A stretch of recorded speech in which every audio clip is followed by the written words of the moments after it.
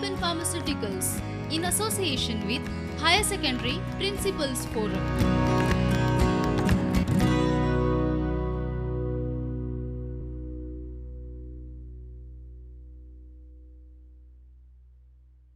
Hello students, we meet again for the second chapter in biology, sexual reproduction in flowering plants. In this chapter, students, we are going to be discussing about sexual reproduction in angiosperms. So we are not going to be discussing about any other mode of reproduction. We are only going to be going in details with sexual reproduction in flowering plants or angiosperms. So what is a flower? A flower is a very fascinating organ in angiosperms. A flower is also considered to be of significance in human life. Why? Because a flower has social value, a flower has aesthetic value, a flower has ornamental value, religious and cultural value. Now, this is with regards to human life. But what about the plants or the angiosperms? The flower is considered to be a very fascinating reproductive structure or organ in them. Why? Because it is through this flower that reproduction, that is sexual reproduction, takes place. So let us try to understand a little more about the longitudinal section of a flower. And it is said to be having 4 whorls. Now why do I say 4 whorls? It's because this particular flower is a bisexual flower. In the previous class, we have seen what do you mean by bisexuality. So if you notice here, this is a bisexual flower having 4 whorls. The outer accessory whorls, that is calyx made of sepals, corolla made of petals. So as you can see over here, this is the outermost whorl made up of sepals. The next whorl inner to the calyx is corolla, which is made up of your petals. The inner reproductive whorls are enrichem, which is made up of stamens. These structures are your stamens. And gynecium, which is made up of pistil or carpel. So you can see over here, this is the carpel or your pistil, which is made up of your ovary, style, and the sticky stigma. So this is a typical flower, which is having 4 whorls, which means it is a bisexual flower. Now, in sexual reproduction, we are going to be highlighting upon the various events which lead to sexual reproduction in flowering plants. So we have pre-fertilization events, fertilization event, and post-fertilization events. In pre-fertilization events, we are going to be discussing 2 processes. One is microsporogenesis and the other one is called megasporogenesis. Now, what do you mean by microsporogenesis and megasporogenesis? Please bear in mind, students, in my previous class, I have already discussed with you, with regards to sexual reproduction, we need to form the gametes. In flowering plants, the gamete here, or the male gametophyte, should be the pollen grain. So we need to form the pollen grain. And to form the pollen grain, we require a process that is known as microsporogenesis. Likewise, you require the egg. Now, the egg is formed inside a structure known as the embryo sac, or it's also known as the female gametophyte, through a process which is called as megasporogenesis. Once the microspores and megaspore is formed, that is the pollen grain and the egg is formed, it will lead to the next event, which is called as the fertilization event or syngamy. Now, in angiosperms, students, please bear in mind that this fertilization is of a different type. It is a characteristic feature which is exclusively found only in angiosperms, and it is the type of fertilization which is called as double fertilization. We are going to be discussing it in details later. And of course, you have the post-fertilization events, which include endosperm formation, embryo development, seed and fruit development. So, to understand about microsporogenesis, let us try to understand the parts of the flower, which include stamen, microsporangium and the pollen grain. Let us begin with the stamen. The stamen is also known as the microsporophyll or the male reproductive organ in a flower, or the male reproductive structure in a flower. So what you see over here is a single stamen which has two parts to it. It has the filament and it has the anther. So this particular structure that you have over here, the anther, as you can see, is bilobed. It has two lobes. That's why it is called as a bilobed anther. Okay?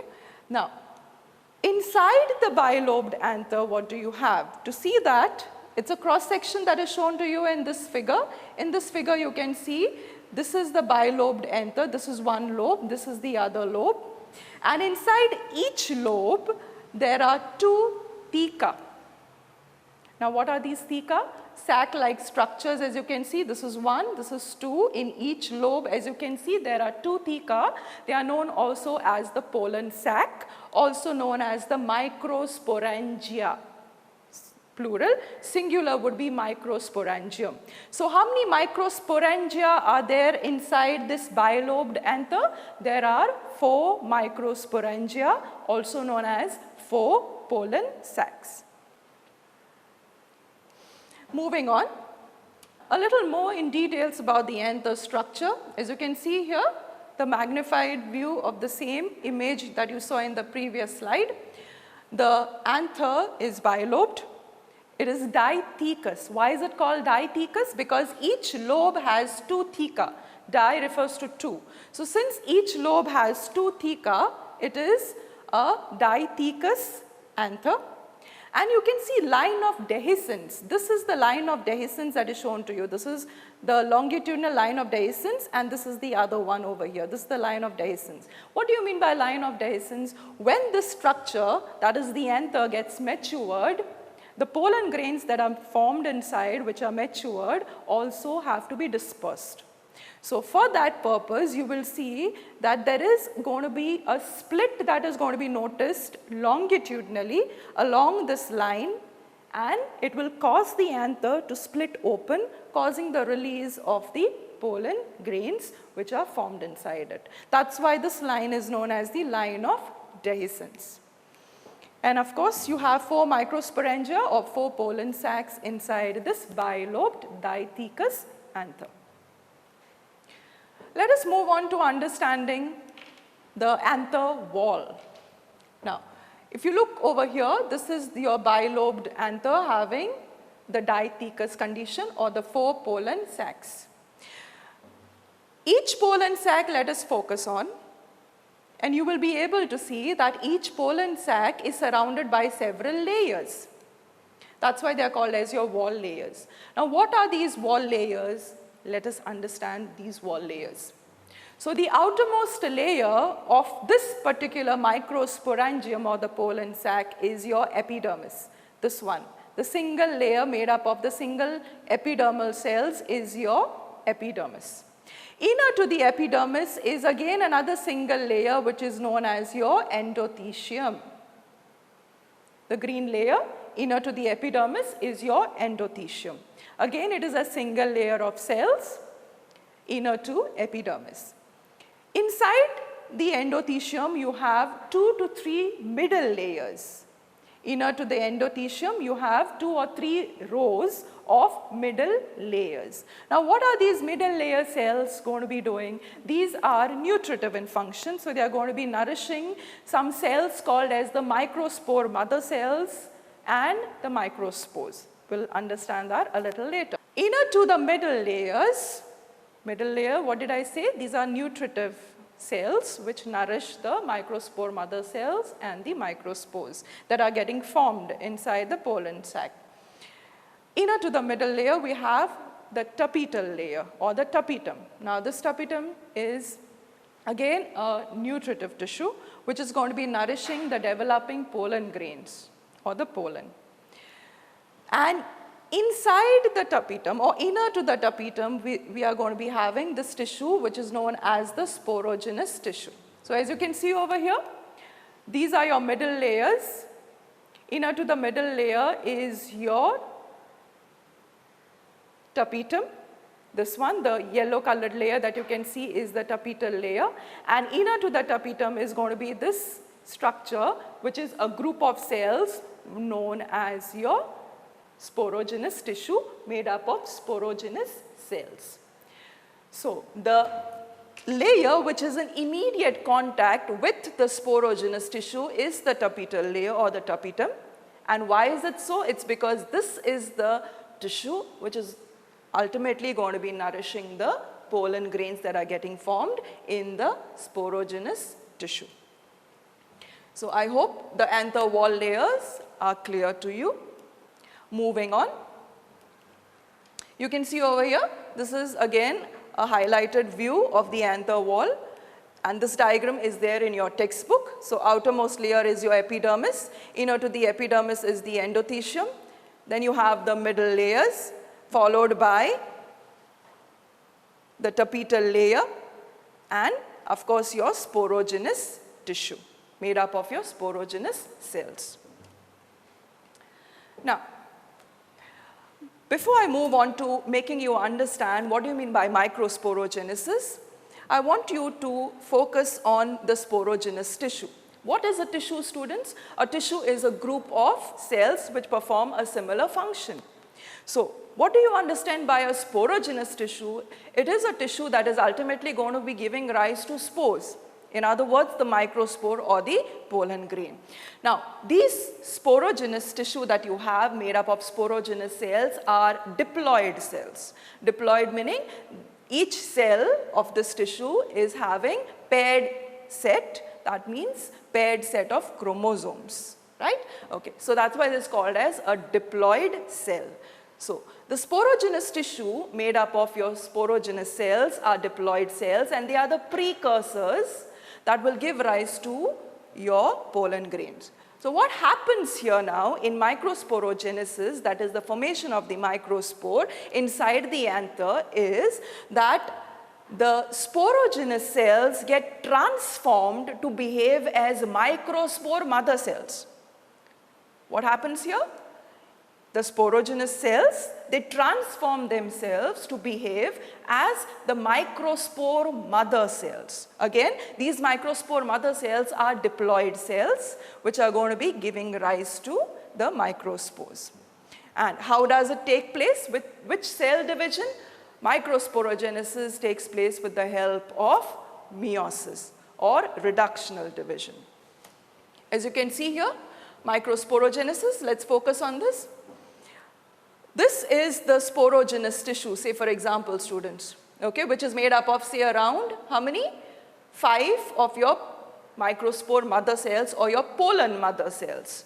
Another word for microspore mother cells are your pollen mother cells. So from where have these pollen mother cells or microspore mother cells come?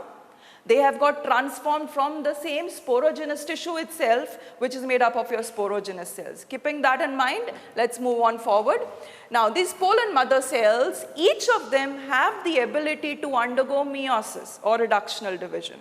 So, each one now starts undergoing meiosis. So, meiosis is divided into meiosis 1 and meiosis 2.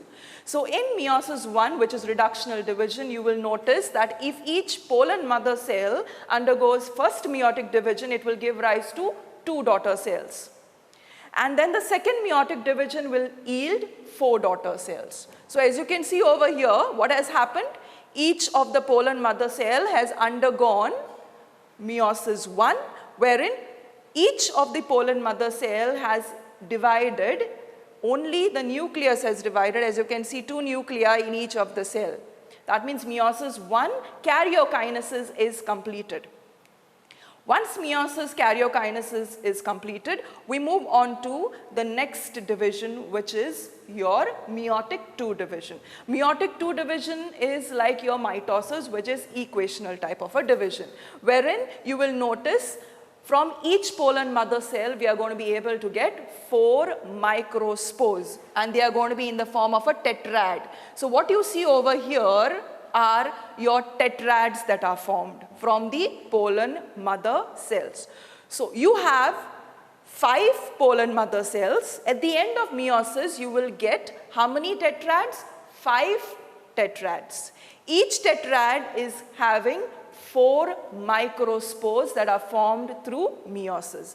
And as I already mentioned to you earlier, meiosis is reductional division, and therefore these tetrads that are formed, which are carrying the 4 microspores, each of the microspore is going to be a haploid microspore.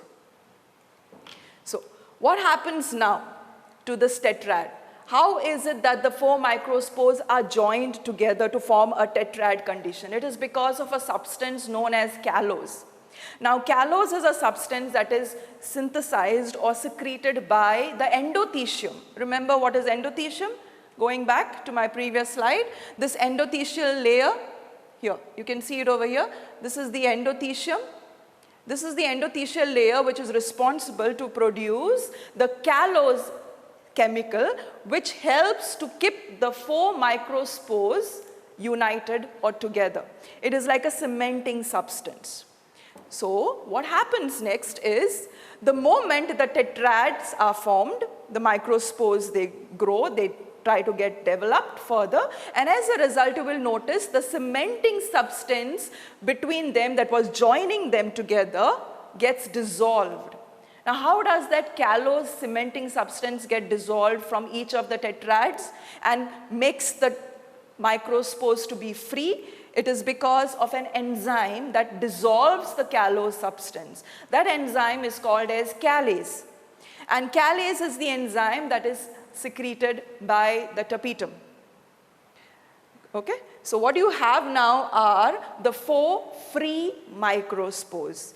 The calous cementing substance is dissolved with the help of the enzyme called Calous enzyme. How did you get these 4 microspores? You got these 4 microspores from a single pollen mother cell. So, listen to me very carefully. If I have 4 pollen mother cells, how many microspores will I get at the end of meiosis? Can you answer this question, students? If I have 4 pollen mother cells, each pollen mother cell is a diploid cell. At the end of meiosis, in these 4 pollen mother cells, how many microspores will I get? I will get 16 microspores. Yes or no? Okay. So these 4 microspores now, what happens to them? They now get transformed into the matured pollen grain. Now, to transform into the matured pollen grain also, it is a process. That is the formation of the pollen grain. Once the microspores are formed, they have to undergo further development to get transformed into the pollen grain. Now, how does that take place? Because they have been fed upon by the tapetal layer and the endothelial middle layers, and as a result they grow, they develop and transform themselves into a matured pollen grain, which is able to bring about fertilization. So let us try to understand the development of the pollen grain now. Here you can see again, I have shown you a single pollen mother cell.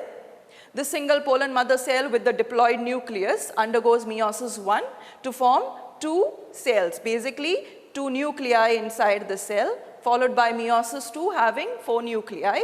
As a result, what will happen now? Cell walls are going to be laid around each of the nuclei to give rise to 4 microspores, which are joined together by the Calous enzyme to form something known as the tetrad. The tetrad will get dissolved by the Calous enzyme. Now each of this microspore now this is a microspore, will undergo development to become the matured pollen grain. Now how does that take place? Let's understand here.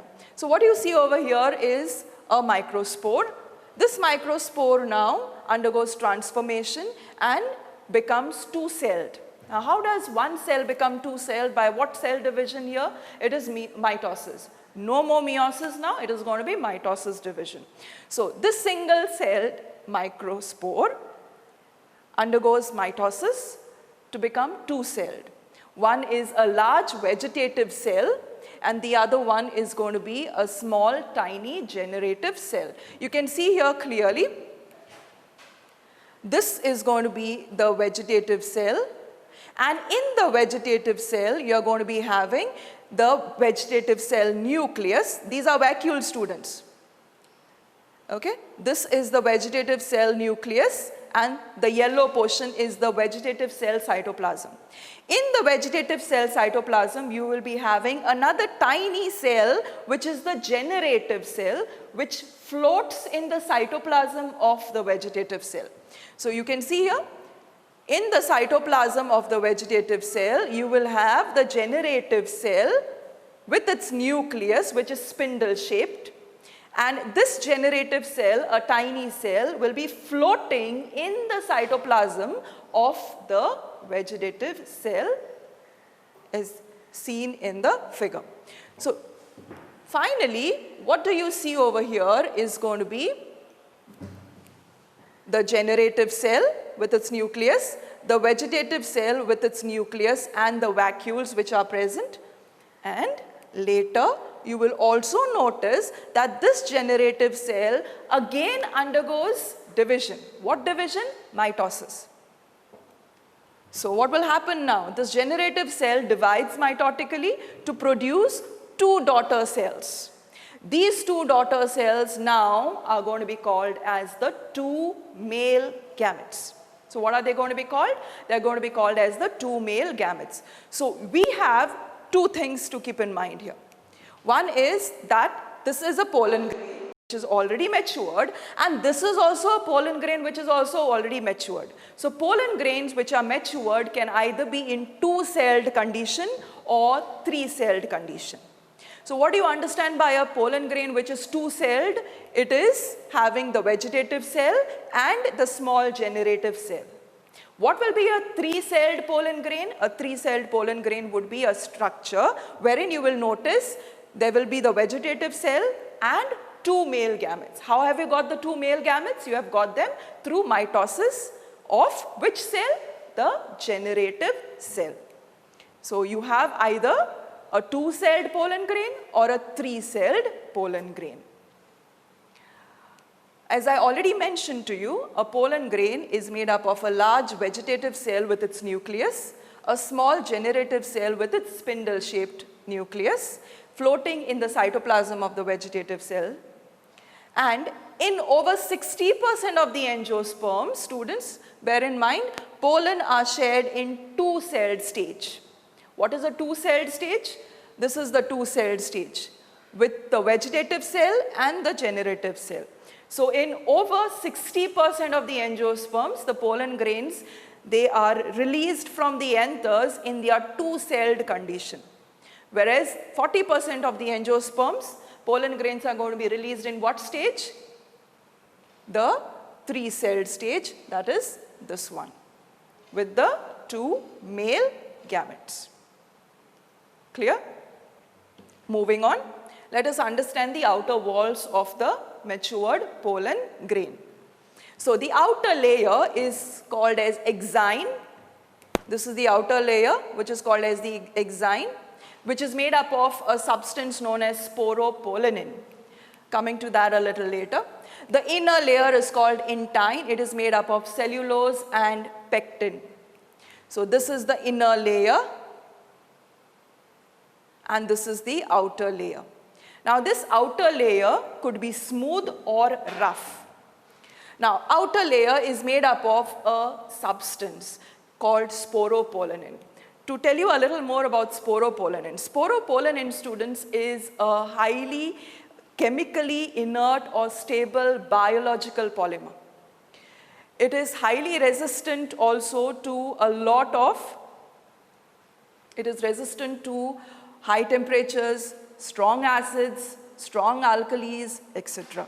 So it is a very stable or an inert biological polymer which is made up of carbon, hydrogen, oxygen, and it does not get affected by any kind of pressures or temperatures in the environment, or even for that matter strong acids and strong alkalis. And it is seen on the outer wall of the pollen grain, which is known as your exine. The inner layer is called intine. And this inner layer, which is called intine, is responsible also to form the pollen tube.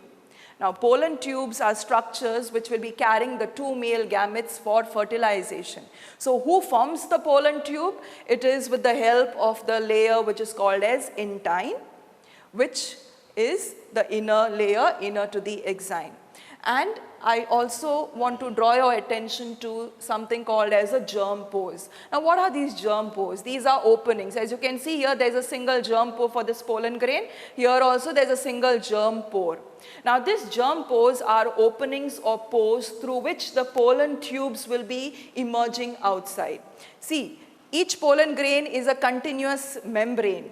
There are no openings. So you require the tube, the pollen tube, to emerge outside, and that is only going to be possible with the help of germ pores. And there would be about 2 or 3 germ pores for every pollen grain.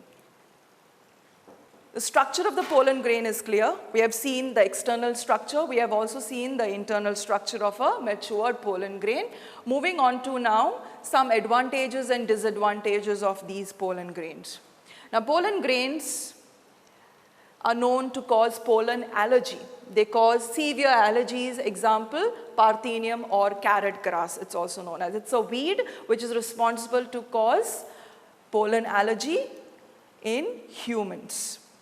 You also have some kind of other ailments called bronchial afflictions that are associated with the respiratory system because of these pollens that are released in the air or environment. Pollen release or pollen allergy can also lead to chronic respiratory disorders like asthma, bronchitis, etc. What are the advantages of pollen? We have something called as bee pollen, and this bee pollen is a mixture of the nectar, saliva of the bee and the pollen put together. Now, bee pollen is also used as food supplement for the reasons already mentioned, that it is rich in vitamins, minerals and antioxidants. It is also known to increase the performance of athletes and race horses. Now, have a look at this point. It is preserved as microfossils also. You must have heard about fossils. If you go to any museum, students, you will get to see the organisms, be it plants or animals, and their parts which are preserved and kept. You can preserve the whole animal or the plant, or parts of the animal or the plant as well. So here we have something called as microfossils. Microfossils are fossils which are not visible to the naked eye. You need to take the aid of a microscope to view them. That's why they are called as microfossils. So pollen grains are also called as microfossils. And fossil is something that is very old, age long, right? It is something that is years or millions of years old, and it is still intact, which means pollen grains can also remain intact for several thousands of years. When I say they can remain intact, doesn't mean that they are viable. They may not be viable to cause fertilization or bring about fertilization. But what I'm trying to tell you is the external structure of the pollen grain can remain intact. And that's why they are preserved as microfossils. How is that possible? How do you think that these pollen grains can be preserved as microfossils for thousands of years and the external structure will be stable? It will not change. It's all because of this substance known as sporopollenin, which I already told you, it is a very stable biological polymer and it does not get affected by temperatures, pressure, alkalis, acids, etc. Now, we have finished discussing about the stamen. Let's move on to understanding the pistil or the carpel. Now, as you can see over here, this is a single carpel or a pistil which is made up of the ovary, the style and the stigma. These are the three important parts of a pistil or a carpel. Again repeating, you have the ovary, inside which you will have the ovules, the style which is the stalk, and the stigma which is highly receptive for the pollen grains. Now, moving on to the type of pistil or carpel. Here we have monocarpous condition and multicarpous. What do you mean by monocarpous and multicarpous condition? Monocarpous is a condition where you will see that there is going to be a single ovary, style and stigma in a flower. That is a monocarpous condition. What do you mean by multicarpous or multicarpillary condition? Multicarpillary would mean that there are many carpels, more than one, isn't it? That's why we use the term multicarpillary. So multicarpillary would mean where you have more than one carpel fused together or together. So you could either have multicarpillary apocarpous condition or multicarpillary syncarpous condition. Multicarpillary apocarpous condition meaning, as you can see over here, how many carpels are shown to you in this figure? You can see 1, 2, and this is the third one on the other side. But are they joined together on the thalamus of the flower here? No. They are no doubt 3 in number, but they are free. They are not fused together. Therefore, this condition is going to be called as apocarpous condition. What do you understand by apocarpous condition? It means that there are more than one carpel and they are free and not fused. So I can call this condition as a tricarpillary apocarpous condition. Tricarpillary apocarpous. Why? Because there are how many carpels? 3 carpels. That's why tricarpillary apocarpous. Why? Because there are 3 carpels which are free and not fused. Now look at this one over here. Now what do you see over here? How do you know how many carpels are there? I can clearly see that there are 3 carpels. This is the first one, this is the second one, and on the other side this is the third one. But what do you notice? Compare this figure to this one, and what do you observe? If you observe this figure and compare it to the previous one, you will notice that the carpels, there are 3 in number, and they are fused at what level? At the level of the ovary they are fused. As you can see, the style and the stigma may be free, but they are still fused at what level? At the ovary level. So what condition is this going to be called? I can call this condition as multicarpillary syncarpous condition. So you have this flower which is made up of the gynoecium, and that gynoecium is carrying carpels. How many in number? 3 in number. And are they free or fused? They are fused. So I can call this condition as multicarpillary syncarpous condition of the gynoecium. Over here also, if you notice, fused carpels, how many in number? 3 in number. So all these 3 put together also you can categorize them as syncarpous condition. Here, this is the diagram that you can see at the bottom, which also tells you that these are fused carpels and these are free carpels at the level of the ovary and the ovule. Students, this diagram is shown to you. All right, moving on. In understanding the structure of the ovule now. Now, please bear in mind, students, pistil or carpel, okay, is the one that is going to be carrying the megasporangium. Now what is the megasporangium? Megasporangium is the ovule. So megasporangium is the ovule, and what is the microsporangium? What we have earlier discussed, it is the pollen sac. So try to relate to what I am trying to draw your attention to. If the microsporangium is the pollen sac, what is the megasporangium in the female part of the flower? It is your ovule. Getting me? And what does the ovule carry or contain inside it? It will be carrying the egg or the embryo sac. Like how we saw in each microsporangium or the pollen sac, we had the pollen grains that are getting formed. In the same manner, inside the ovule, we are also going to be creating or forming something which we call it as the embryo sac, which contains the egg inside it.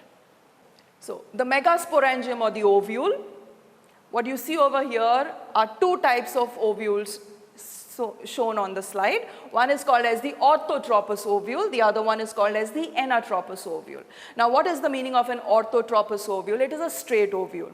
You can see this is the body of the ovule and this is the stalk or the filament of the ovule. The same thing now if you invert it. Invert the body, okay, by 180 degrees. So if you invert the body of the ovule by 180 degrees, what will happen? The body will bend 180 degrees, and as a result, the straight ovule or the orthotropous ovule becomes what ovule? Anatropous or inverted ovule. So if you invert the body of the ovule by 180 degrees, you get another ovule, which we call it as the anatropous ovule. In your textbook, students, you have this figure. This is the figure that is given to you in your textbook. What type of an ovule is this? In your textbook, it is highlighted as the anatropous ovule. But in reality, anatropous ovule is what this diagram looks like. And in the textbook, also, what is projected is an anatropous ovule, but it is shown to you in the reverse direction. So let us try to understand the structure of a typical anatropous ovule now. So what you see over here is an anatropous ovule having the stalk, which is called as the funiculus. The funiculus and the body of the ovule. The point at which the body of the ovule meets the funiculus is called as hilum. So hilum is the point or the junction where the body of the ovule meets the funiculus or the stalk of the ovule. Now you may wonder, where is the stalk going? The stalk is attached to the tissue which is called as the placenta. And placenta is a tissue seen on the inner wall of the ovary. Where is the ovule found, students? This is the ovule, for example, which is found inside the ovary, and the stalk, this is the stalk which is attached to the inner wall of the ovary with the help of placental tissue. Moving on now. So we saw what is funiculus, we saw what is hilum. Let us try to understand the structure that is the body of the ovule. Starting from the outside, we have two layers here, which is called the outer integument and the inner integument. Outer integument and inner integument. What are these? These are protective sheets or protective layers for the ovule structure. So inner to the outer integument and inner integument, you have this tissue. What is this tissue known as? This tissue is called as the nucellus. And this tissue is made up of cells called as nucellar cells. So what is the nucellus? Nucellus is the tissue inside the body of the ovule. And what is the nucellus made up of? It is made up of cells called as the nucellar cells, which are diploid cells. Now, out of these nucellar cells in the nucellus, one nucellar cell is selected. Only one nucellar cell is selected from thousands of nucellar cells, and this selected nucellar cell is the one that will begin the process of megasporogenesis. So what is megasporogenesis? Megasporogenesis is the formation of the megaspore in the ovule. Formation of the megaspore inside the ovule with the help of the single selected nucellar cell. So that single selected nucellar cell now starts behaving as the megaspore mother cell, MMC. It's a diploid cell which is now going to begin with megasporogenesis. So you can see over here, let's follow it. You have the placental tissue attached on the inner wall of the ovary, to which you have the ovule that is attached to. Now what kind of an ovule do you see in this figure? It is an orthotropous ovule or a straight ovule that I have drawn. Now let's move on further. This is the nucellar tissue or the nucellus, in which one nucellar cell is selected which behaves as the mother cell or the megaspore mother cell. This selected megaspore mother cell, which is a diploid cell now, begins with meiosis 1 and meiosis 2 gets completed, resulting in the formation of how many megaspores now at the end of meiosis? 4 megaspores. The same repetition, students. One single microspore mother cell or the pollen mother cell undergoes meiosis to give rise to how many microspores? 4 microspores. In the same manner, this mother cell or the megaspore mother cell undergoes meiosis to give rise to how many megaspores? 4 megaspores. Now, out of these 4 megaspores that you see in the nucellular tissue, only 1 persists. The other 3 will degenerate. As you can see over here, what has happened? There is only 1 functional megaspore that grows further. The other 3 become insignificant. They shrink and they get absorbed. That means they die off. So what remains out of the 4 megaspores is going to be a single functional megaspore that later on goes on to become the embryo sac or the female gametophyte. What is the male gametophyte? Pollen grain. What is the female gametophyte? It is the embryo sac. And this embryo sac is formed how? It is formed from a single functional megaspore. And this development of the embryo sac is called monosporic development. Why is it called monosporic? Because the embryo sac gets formed from a single megaspore. That's why the development is called as monosporic development. So you see here, this is the functional megaspore. The 3 will degenerate in the nucellular tissue itself. And what will happen? You will notice that this functional megaspore starts growing inside the ovule. This megaspore that starts growing now, how does it grow? It grows by cell division. What kind of cell division? Mitosis. So this single megaspore, is it haploid or diploid, students? How has it been formed? Through meiosis. And therefore, this particular megaspore is going to be a haploid megaspore, which is how many celled? It is just a single cell with its single haploid nucleus. Where is it present at the moment? It's present inside the nucellus. And nucellus is a part of the ovule, right? Okay. Now what will happen to this megaspore? The megaspore has to transform itself into the female gametophyte, also known as the embryo sac. So what happens is, this particular megaspore undergoes mitotic divisions. But what type of mitotic divisions? Karyokinesis only, which means only the nucleus starts dividing and not the cytoplasm at first. So you notice here, 1 cell nucleus becomes 2 nuclei inside the megaspore. 2 will become 4. And what will happen to the 4? 2 nuclei will move at one end of the megaspore, and the other 2 will move at the other end of the megaspore. Then 4 will become how many? The next cell division, it will become 8. So you will have 1, 2, 3, 4, 5, 6, 7, 8. You can see over here, 1, 2, 3, 4, and here you have 5, 6, 7, and 8 nuclei, right? So 8 nuclei have been formed by how many mitotic divisions? 3 mitotic divisions. So the first mitotic division gave rise to 2 nuclei, the second mitotic division gave rise to 4 nuclei, and the third mitotic division will now give rise to the 8 nuclei. Now have a look at this. What happens to the nuclei? The nuclei start rearranging themselves. Follow the diagram.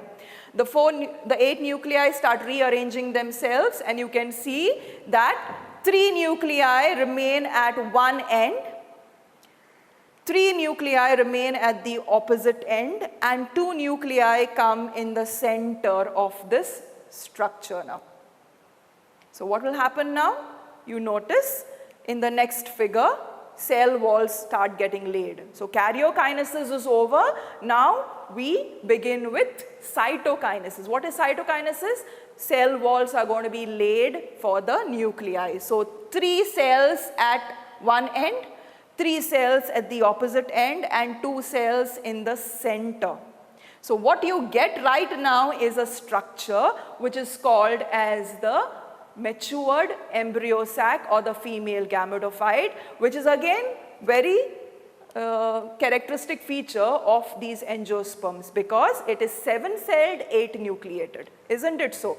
Why is it 7-celled, 8-nucleated? Have a look at this. 3 cells on top, 3 cells at the bottom. Total 6 cells. And 1 cell, this is the central cell.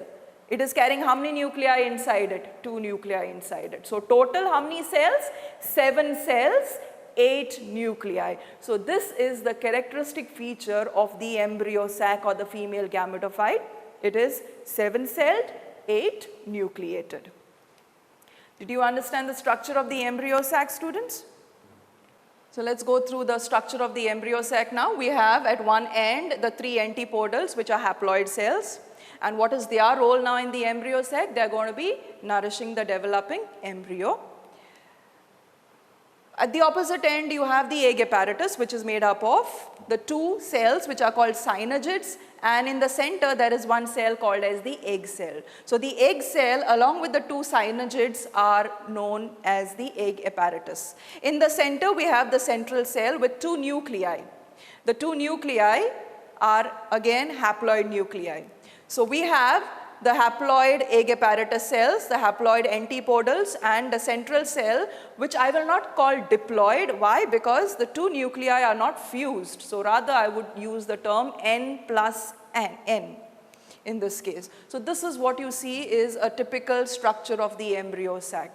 In this unit now, what did we discuss? We discussed megasporogenesis, which is the formation of the megaspore.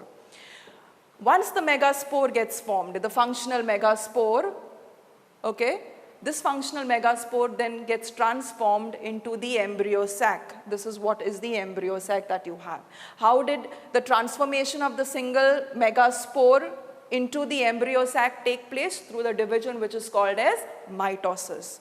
So, mitotic divisions first with the help of karyokinesis, followed by cytokinesis, led to the formation of the typical embryo sac or the female gametophyte having antipodal cells, the egg apparatus, and the central cell with the 2 polar nuclei. Now what happens next is going to be the fertilization event, wherein this egg cell which is there is going to be fertilized by one of the male gamete. Remember, the pollen grains are shared either in their 2-celled condition or their 3-celled condition. In 3-celled condition, you have the vegetative cell and the 2 male gametes. So one of the male gamete would go and fertilize with the egg cell. N and N fuse together to restore the diploid condition, which forms the zygote. And what happens to the other male gamete? The other male gamete goes and fuses with the 2 polar nuclei in the central cell to form the primary endosperm nucleus. And primary endosperm nucleus goes on to later become the endosperm or the nutritive tissue, which will nourish the developing embryo. From where is the embryo going to arise? From the zygote, which is formed by the fertilization. So to summarize today's class, we discussed about the flower, which is the reproductive organ in plants or angiosperms. We also saw the structure of the endometrium and the gynoecium, the stamen, the carpel or the pistil. We moved on to understanding what is microsporogenesis and megasporogenesis. We saw how a pollen grain gets formed. We also saw the formation of the embryo sac or the female gametophyte. In the next class, we are going to be discussing about double fertilization, pollination, and post-fertilization events, along with the discussion of some of the questions that have been asked for your board exam. Thank you, dear students, and have a nice day. Prudent Scholars, powered by Lupin Pharmaceuticals.